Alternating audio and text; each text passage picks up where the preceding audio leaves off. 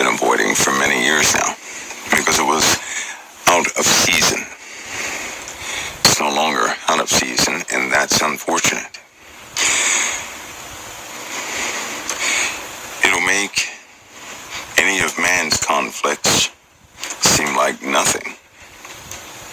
Any of your personal problems, health issues, even massive losses, nothing.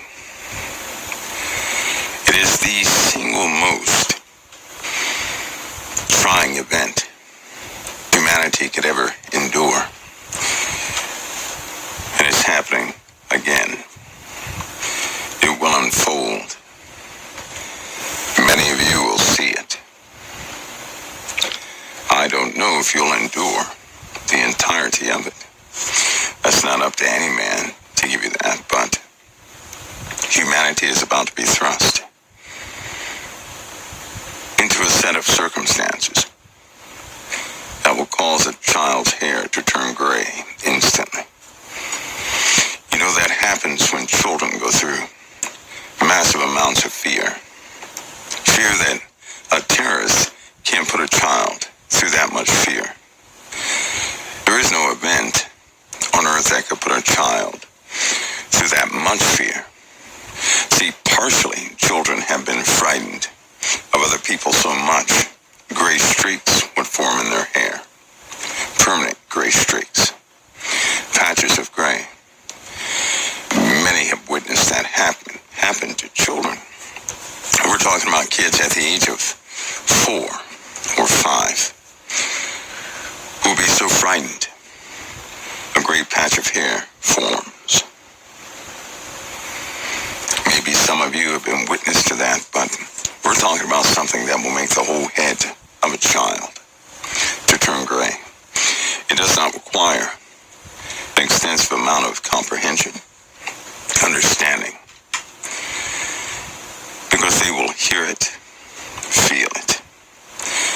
They'll be right in the middle of it.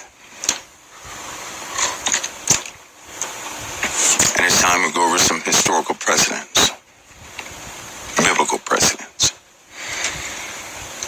for these very real happenings. In fact, it has to be a subject that causes all other subjects to seem somewhat mundane. And we're going to discuss it. It's one of the main reasons Jesus spoke the way he did. Have you ever asked yourself, why is there such an emphasis in the Bible on prophecy? And if you take a careful look, you'll notice the greatest emphasis in prophecy is to have your soul intact enough that the Lord spare you from going through such a thing all the way. Egypt went through it. The world endured the same thing Egypt did. Do you guys know that the Exodus story and the events of the Exodus happened globally? Not just in Egypt, but all over the world. What you're about to see is going to be different. It's always preceded by vultures of a strange time, not the vultures we have on earth. Vultures and messengers at the same time. An increase in messengers. Warning after warning after warning. Because you're about to witness something. Our days are going to change. They're going to become very unsettling. The animals will tell it first, and they already are telling their story.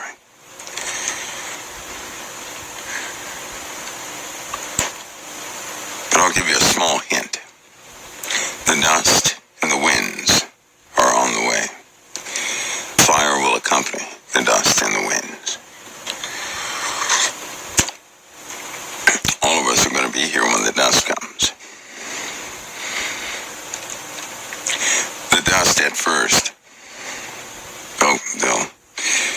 they'll likely be quite passive. First few days, few months.